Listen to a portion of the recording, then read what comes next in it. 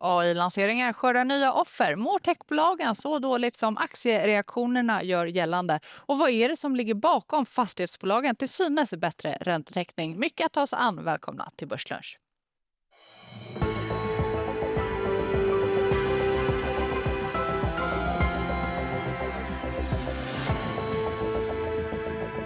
Späckad agenda, det är den 11 februari. Stockholmsbörsen är ner 0,6%. Jonas Olavi och Maria Ljungqvist sitter mellan oss. Börsen är knasig, sektorvis väldigt stora rörelser. Kreditmarknaden, antar jag, mår fortsatt väldigt, väldigt bra. Jajamensan. Så är det alltid. Ja. Jonas, igår var det plötsligt förmögenhetsrådgivare och nätbanker som var liksom AI-dödens offer. Avanza Nordnet ner idag i Stockholm också. Charles Schwab väldigt mycket. Tankar om det? Jag tror att det kommer fortsätta så här eftersom de här språkmodellerna blir ju smartare och smartare. Man jobbar mer och mer på data, vilket det behövs mer kapacitet för. Och de kommer utmana många så att säga, sektorer, gör saker smartare, men det är ju inte så att ett Avanza och Nordnet sitter stilla. De vill ju såklart också vara med på racet. Och det ser man ju också i den allmänna diskussionen i industrin att man vill vara med på tåget, man vill behålla kunderna och hålla konkurrenterna borta, och då måste du ju själv utvecklas. Så att man bara tar en mjukvaruutvecklares resultat av att här är en smart gimmick. Det slår inte undan benen på dem, men det eroderar ju lite grann förtroendet, och sen i den här miljön så passar ju såklart hedgefonderna på att trycka till då, blanka lite grann och se om man kan få en rörelse då. Många är kanske mindre bolag, Schwab är inte ett litet bolag, men Avanza Nordnet står ju inte mot en blankare, utan här kan man ju trycka marknaden och så är det svagare händer privatpersoner som panikerar och säljer då, så att då får du ett fall och så kan du tjäna pengar på det. Så att det är världen som den ser ut just nu då. Så det kommer inte försvinna, menar jag. Det kommer fortsätta bölja fram och tillbaka. Hur mycket böljer det på kreditmarknaden? Inte jättemycket. Det är klart att lite har det nog märkts ändå med att det varit lite mer turbulent i början av februari då, eller turbulent kanske man inte ska kalla det heller, men det var ju extremt bra emissionsaktivitet i januari, men det har ju tacklat av lite i februari, och det är ju alltid så där när det är rapportsäsong, men om vi jämför med tidigare år så har det varit lite svagare på emissionssidan i februari, hittills i februari ska jag säga. Det är 2 veckor kvar. Vi ska snacka om en jätteemission alldeles strax, men vi har fått en del rapporter. Storytel, vi fick Spotify igår, kanonrapport. Storytel backade lite grann idag. 2 kompisar och rivaler som rapporterat. Korta tankar. Ja, jag tyckte båda var bra, och båda har undanröjt lite grann av någon typ av gryende misstanke att man kanske tappar i tillväxt av abonnenttillväxt, och det kunde ju Spotify visa att så inte fallet, utan man hade ju kunnat addera många fler. Som Storytel höjer ju egentligen ansatsen för det kommande året här, och också lite mer än vad marknaden hade vågat hoppas på. Så jag tycker att de gör ett bra jobb också. Nu är man ju mer inställd på tillväxt då. Så man hörsammar ju och får in signalerna, vilket Spotify alldeles uppenbart har gjort också. Med 2 nya vd:ar som rattar bolaget då. Så nu gäller det att bygga upp det förtroendet, visa att man står starka, visa att man är en spelare att lita på. Det tyckte jag båda gav avtryck på i rapporterna. Så att det blir ett tumme upp där, tycker jag i alla fall, utifrån ett rapportperspektiv då. Vi ska också dela ut lite ris och ros, tänkte jag. Ja, jag skulle säga tummen ner, säger marknaden i alla fall till nynoterade Arctic Falls som rasar över 30%. Det här efter första rapporten som listat bolag finns på First North. Det här beror väl ändå på en ganska drastisk minskning av rörelseresultat och marginalpress. Ja, alltså det ser ju väldigt dramatiskt ut i den här rapporten. Jag reagerade på att det var första rapporten som nynoterad. Jag kommer att tänka på brödernas som ställde ut en emission på kreditmarknaden och inte klarade av att betala en kupong innan man gick i putten. Jag vet inte om du vill reflektera över det. Nej, jag bara säger att man får vara glad om man undvek det. Ja, grattis. Minan. Och så ris nummer 2, Noba. Alltså det är konstigt att man inte vinstvarnar i ett sånt här fall, kan jag också tycka. Noba som går så bra att storägarna Nordic Capital och Sampo vräkt ut 10% av aktierna till en rabatt på 6%. Aktien är bara ner lite, men skammen kommer att... Eller jag vet det. Vad ska man tänka? Man har Jag också tycker det är ett på- otyg för att det tar spelreglerna lite grann, det eroderas. Kan man lita på det som sägs? Därför att andra investerare går ju in med förutsättningar som speglas när de då noteras. Och om det ändras så där, hur ska du lita på dem framöver? Det är klart att när de ska placea, då måste de göra det med rabatt i den här marknaden. Småbolag är väldigt illikvida. Det går inte att flytta det på något annat sätt. Och då drabbar det ju alla som har investerat i det. Så jag tycker det är ett otyg att man gör på det här sättet. Och det är inte första gången. Det är det som är bra med obligationer. Där kan man skriva in saker. Ja, I villkoren. absolut. Nu Kan man finns- byta mot dem sen då? Nej, men å andra sidan så tänker jag att aktien är bara ner 1,6%. Det är ändå många aktier som har sålts till en stor rabatt. Så samtidigt så blir känslan att marknaden inte tycker att det är lika mycket anmärkningsvärt som vi tycker. Nej, så är det ju absolut. Och det är ju styrketecken då. Får vi se vad det beror på att den är så pass stark då. Men det är ju ett stort intresse därför att Noba är ju en lönsam liten spelare. Så att det finns väl sådana som kanske passar på den och säger oj, den här rabatten, och så blir den inte, men de ser det ändå som en bra rekyl att fylla på i ett bolag de gillar, så att det kan vara lite olika anledningar. Och fylla på in i investeringar. Fylla på i Borlänge. Finns det något bättre än när pengar rasar in i Dalarna? Mistral ska investera 13 miljarder för ett datacenter i Borlänge. Kul tycker jag. Eller? Jättekul. Och det är flera som gör investeringar i Sverige. Vi har tillgång till ren energi, kallt nästan jämt, typ som i Stockholm idag och nu. Men väldigt gynnsamma förutsättningar och en industri som liksom tar emot de här med öppna armar. Så att jag tycker det är helt fantastiskt. Jättebra. Stora tummar upp här på det. Jag vill bara nämna det. Alltså, man kan skriva in saker i obligationsvillkor på kreditsidan så att man vet vad som gäller. Men det finns ju just nu, jag vill bara flika in, vi ska inte prata om det. Ilja Batlans obligationsfall så var det ju en kontrovers. Och vad jag har hört på Rish så pågår det nu liksom en diskussion i branschen hur man ska formulera villkor framåt för att den här manövern inte ska bli möjlig. Så att även på obligationssidan kan man ju diskutera regeltolkningar och finjustera och gå framåt kanske. Ja, det där var ju väldigt uppenbart så att det stod någonting i bondvillkoren då som man uppfattade olika helt enkelt. Så Så tur det kan ju är så tydliggöras. Som tur är så finns det ju språkmodeller nu så att man kan tappa till dem här. För nu har vi ytterligare ett exempel på så där skulle man inte göra. Så, ja, då vet vi det. Och så kan vi väl nämna Siemens Energy som är upp 5% på en väldigt stark rapport. Var ju upp kraftigt inför också. Det har gått fantastiskt flera år här och det är gasturbiner. De här datacenterna, de kan inte sätta till ett litet kärnkraftverk till sina fabriker här, utan man måste helt enkelt hitta någon annan lösning. Då är gasturbiner, det har ju funkat i 25 år och det fortsätter att funka. Så alla de här som är inne med alternativa så här drivaggregat har ju gått väldigt starkt. Du har Caterpillar, Cummins, man kör ju på ful el så länge tills man får de här små nukleära kärnkraftverken då. Så att ja, det finns fortsatt framtid där och book-to-bill på nästan 1,9 tror jag det var.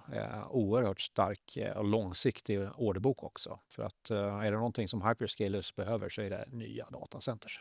Och pengar. Hyperscalers behöver massor med pengar för att kunna bygga datacenter också.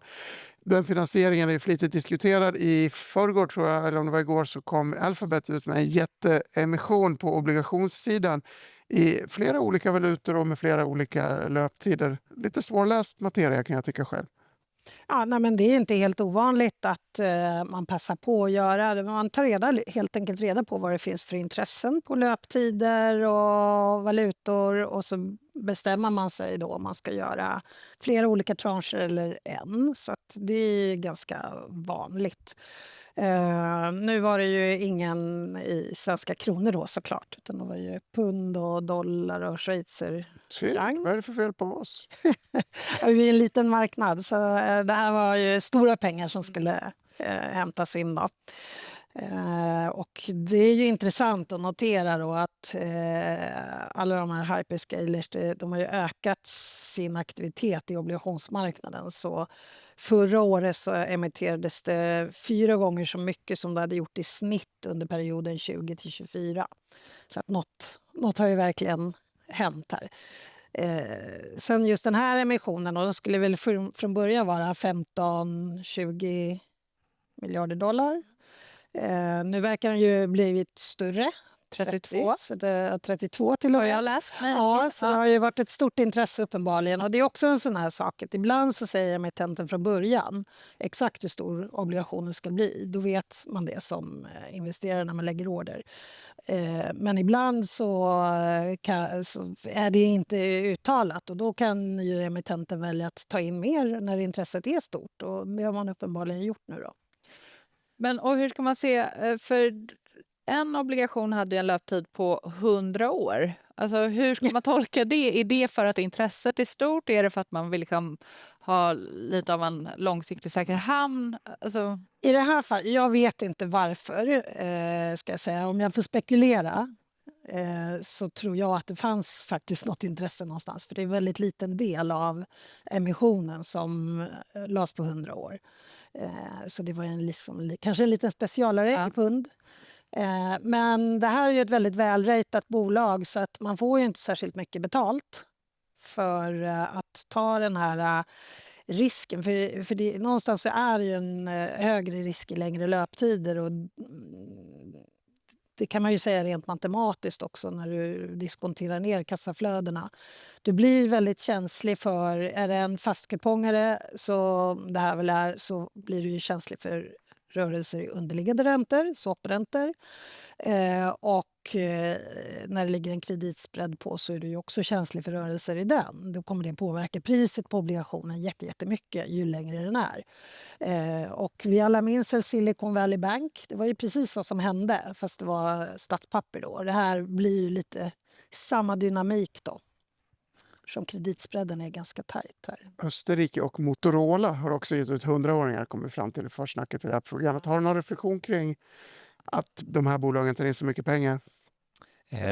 Det är för att diversifiera kapitalstrukturen och att det är en attention i marknaden när man utmanar en affärsmodell som har funkat så smärtfritt under så många år. Där du tjänar väldigt mycket pengar och enormt kassaflöde och kan investera det.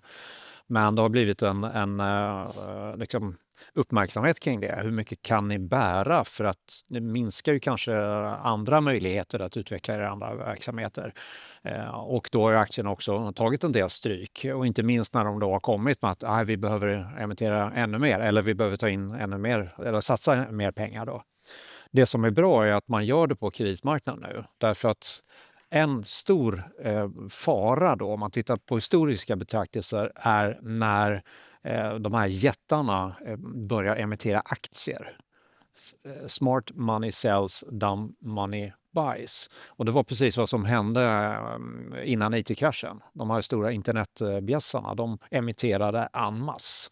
Och då inflaterar du bort värdet lite grann i din equity, ditt värde i bolaget. Så att man då diversifierar sig på räntemarknaden, det får inte alls samma attention i den här så att säga, dystopiska oron för att nu kommer marknadskraschen. För går de här 4 hyperscalers ner, då kommer det dra ner världsbörserna ganska ordentligt. Då. Så det får ju inte hända. Så vi ska akta oss för emissionen på aktiesidan, men så länge det är på kreditsidan. Men det kan ju du tycka då? Ja. Som sitter på aktier. Nej, men, från kreditperspektiv så här, generellt så gillar man ju inte när det ska delas ut pengar eller köpas tillbaka aktier. Och en del är ju aldrig med i emissioner då när det är aktieutdelning på gång, om det är ett high yield-bolag där det kanske har tidigare varit legat ett villkor att de inte får dela ut och så plötsligt så ger de ut en ny obligation där de ändrar på det. Men jag tycker det blir lite från fall till fall helt enkelt som man får avgöra. För att kreditinvesterarna behöver ju också ha glada aktieägare med sig. Liksom. Så det blir en avvägning. Så, sen kan man ju säga om den här emissionen då att det låter ju som väldigt, väldigt mycket pengar och det är det ju, men det är ju stora bolag där. Och jämför man då de här 32 miljarderna med bolagets kassa som är runt 100 miljarder så är det inte supermycket. Och tittar vi på de här capex-planerna de har så är det inte heller jättemycket som de har emitterat. Är det konspiratoriskt av mig om jag läser in någon slags Sell America-meddelande i det faktum att man emitterar på andra valutor än dollar i det här fallet? Nej, det skulle jag inte säga för det är ju fortfarande ett Amerikanskt bolag. Ska vi gå vidare till lite PMI och en ovanlig dynamik på börsen? Jag tyckte det här var jättespännande som du skickade, Jonas. Att du för första gången ser att defensivt går bättre än cykliskt även när PMI går upp. Och det har Vad beror det jag... här på? Ja, det är en bra fråga och en förklaring skulle kunna vara att de defensiva, det är till exempel banker. Och de har gått bra länge, de väger ganska mycket in de flesta europeiska index. Och man kanske inte riktigt ser de cykliska signalerna än. Bolagen har rapporterat, det är fortfarande lite mjukt på utsiktssidan. Man hoppas fortfarande på att makroekonomernas prognoser och inköpschefernas prognoser stämmer. Därför att i måndags förra veckan fick vi ju amerikansk PMI för industrin och den gick ju upp över 50 som är den här expansionsgränsen och nya orders gick upp ordentligt då. Så där såg man, där var en kraftig start på året, kraftig dynamik. Väldigt, väldigt positivt då. Då borde, med det uppstället, tänker jag, då borde cykliska dra. Men det gjorde de inte, utan istället var det de defensiva bolagen som drog. Kan vara bankerna då istället, att man tar det bättre, att man tar traden i bankerna för där ser man att det är tryggt och bra. Men jag vet inte om jag vågar lita på att verkstadsbolagen faktiskt levererar. Och tittar vi rent allmänt på rapportsäsongen, det är mjuka rapporter, det är vaga utsikter, konsumenterna inte butikerna, det är fortfarande lågkonjunktur. Jag har en spaning, men jag vill höra, vill du flika in något på PMI och konjunkturuppvändningen? Nej, inte i det perspektivet riktigt. Är det inte så att konjunkturen fortfarande går dåligt då? Och orderuppgången kommer från AI-boomen, men all annan ekonomi och konjunktur går egentligen inte så bra? Bra spaning. Det är ju faktiskt så att av Tidöpartierna ska vi få 80 plus 50 miljarder. I Tyskland ska man få investeringar på infrastruktur och vapen.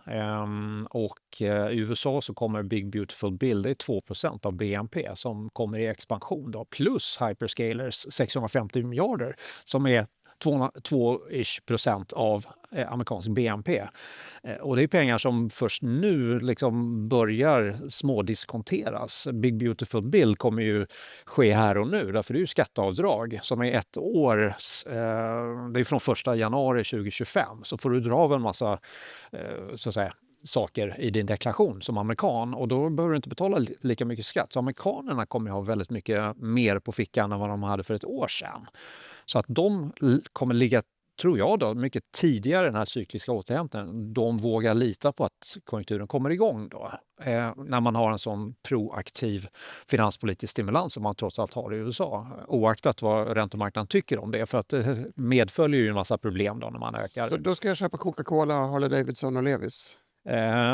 Det kan vara helt klart intressant att köpa konsumentrelaterat. Det brukar nämligen gå bra i den här konjunkturfasen och vi är precis i den första förstärkningsfasen, fas 1 då. Och då brukar konsumentnära gå bra, sällanköp till exempel, techbolag brukar gå väldigt bra, svenska aktier, amerikanska aktier brukar gå bra, dollarn brukar gå ganska såsigt, precis som den har gjort, men den brukar inte packa ihop då. Nej. Så förmodligen då, givet det här, så bör det finnas en botten i dollarn. Då kanske man inte ska räkna med att kronan går all världens väg som den gjorde förra året. Tredje största förstärkningen sen vi släppte kronan fri 1992. 20% rörelse och efter IT-bubblan var det 2 år med 21% förstärkning då. Kan man tro på 21% till? Vi lever ju inte i ett vakuum. Det går fortfarande dåligt i AB Sverige, men vi hoppas att det går bättre bortåt sommaren till, vilket PMI visar. Att det Du fick en krongissning. Men jag tycker att det är mycket som pekar på... Nu var jag ju väldigt positiv på Sverige för drygt ett år sedan också, och som många var. Och det har ju låtit vänta på sig, men nu tror jag faktiskt att det händer i år. Jag är kanske lite mer avvaktande kring USA då, för jag tänker att en del av de där skattelättnaderna kommer ju gå till att betala dyrare import. Så att det kanske blir ett nollsummespel av det till slut. Men lite bättre fart i svensk ekonomi, det tror jag allt. Sen tror jag en del av de där europeiska finanspolitiska satsningarna kanske låter vänta. Det är planerat att det ska hända nu, men ofta offentliga investeringar och så tenderar ju att bli lite försenade. Mm. Men och på det temat så tänker jag att vi också ska prata fastighetsbolagen. Just det. Som ju har gått dåligt. Där väntar man ju hela tiden på vändningen. På aktiesidan ser man inte det, men på kreditsidan så ser man det lite mer. Ja, verkligen. Det har ju varit en enorm diskrepans i hur fastighetsbolagen har setts på de här två olika marknaderna. Och den diskrepansen har ju varit ganska länge nu, där kreditsidan har fortsatt att handla ihop kreditspreadarna på fastighetsbolagen. Så det var lite lugnare i höstas kanske, då, men det har varit stora emissioner från fastighetsbolagen. Jag tror att de stod för 60% av emissionerna i januari. Och uppenbarligen finns det ju en aptit på den typen av risk. Jag tycker att det börjar bli lite tajt. Jag tycker att man ska ha en viss likviditetspremie kontra andra bolag, för att de utgör en så stor del av vår marknad. Och när det blir ett sentimentsskifte, då kommer ju, om inte förr, den premien att visa sig. Så att lite dyrt har det blivit på räntesidan. Så det är väl det ena. Och sen, vad är det egentligen som har blivit bättre?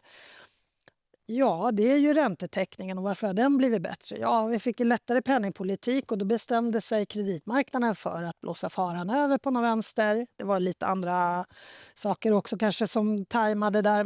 Men det är ju väldigt mycket att vi har handlat ihop kreditspreaden och fått lägre underliggande räntor som har gjort jobbet. Vakanserna är fortfarande höga och de rapporter som har kommit är snarare på stigande om vi pratar just kontorsvakanser, så det har ju inte riktigt hänt än där. Jag tänker mig att det inte är riktig kärlek, utan kreditmarknaden är helt enkelt så övergödd av pengar. Vi har en bild på flödena. Alltså det är ju sant. Det rusar in mycket pengar i kreditfonder. Här är Fondbolagens föreningsstatistik som kom igår. Småstaplarna i orange. En lång svit av inflöden i alla fall. Man måste ju köpa någonting och då har man köpt fastigheter lite för mycket, lite för tajt som du säger. Ja, det är ju lite svårt att undvika. Men sen har det ju också varit vissa bolag i den andra delen av marknaden som man kanske har varit lite mindre förtjust i än tidigare. Då, Electrolux och lite sånt där som normalt sett har varit betydligt tajtare, som då inte har varit det. Så att, Electrolux ska väl inte vara så tajt?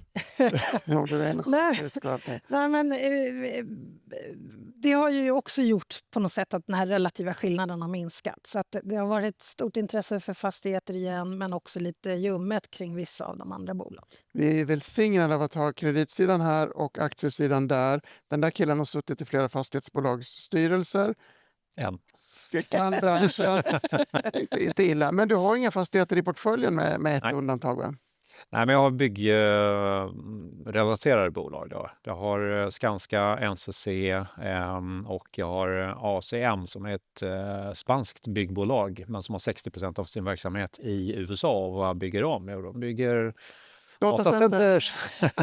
Som Skanska också gör det för tiden. Ja. Exakt, definitivt. Och de får ju order på order här. Det rullar in där. Jag tajmade in Skanska här sent på förra året. Helt rätt timing där. Och ordrarna börjar rulla in. Det var ju en liten oro i marknaden att det verkar inte gå något bra för Skanska. Och de har ju varit ganska försiktiga i sina framtidsuttalanden, tycker jag, på sina rapporttillfällen. Så att det var en bekräftelse här nu att rapporterna verkligen rullar in snyggt och fint. Då. Men på fastighetstemat kan man ju då fundera, varför är aktiesidan så njugg? Därför att under 15 år, 20 år har fallande räntor. Så du har haft en uppvärderingsfaktor som har jobbat för dem hela tiden. De har sett som någon typ av ränteplacering. Sen gick vi ner till minusränta och nu ligger långräntan någonstans 2,70.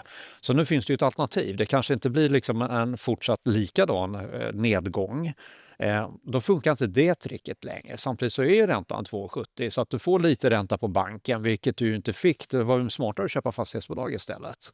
Så jag tycker att reptricket där har nått lite vägs ände. Sen är det klart att bolag utvecklas och har bra kunder och lever i sin egen värld. Men just den mekaniken har försvunnit, tycker jag. Och då finns det ju inte samma utsikter för fastigheter. Då måste man vara noggrann med att välja vilken fastighet man ska äga. Jätteintressant. Kort slutspaning, Maria. Ja. Amen kan du säga bara. Amen. Nej, men jag tror att det blir ett okej år, det här, om det är det du menar. Men jag tror vi får fortsätta att leva med alla de här Trump-utspelen och jag tror inte att man blir så blasé att man helt slutar att reagera på dem faktiskt. Utan han kommer att hitta på något nytt som vi får anledning att reagera på. Jo, och då fortsätter jag flika in, för samtidigt som vi fortsätter reagera så upplever vi att vi studsar tillbaka mycket snabbare hela tiden. Så att någonstans... Tills vi inte gör det längre. Nej, men jag tänker att någonstans så blir det ju ändå ett förändrat beteende i marknaden. Många vill att det ska upp. Det är därför. Vi på Börslunch, vi studsar tillbaka varje handelsdag klockan 11.45. Du hittar oss igen här i studion imorgon. Lycka till fram till dess och tack för att du tittar.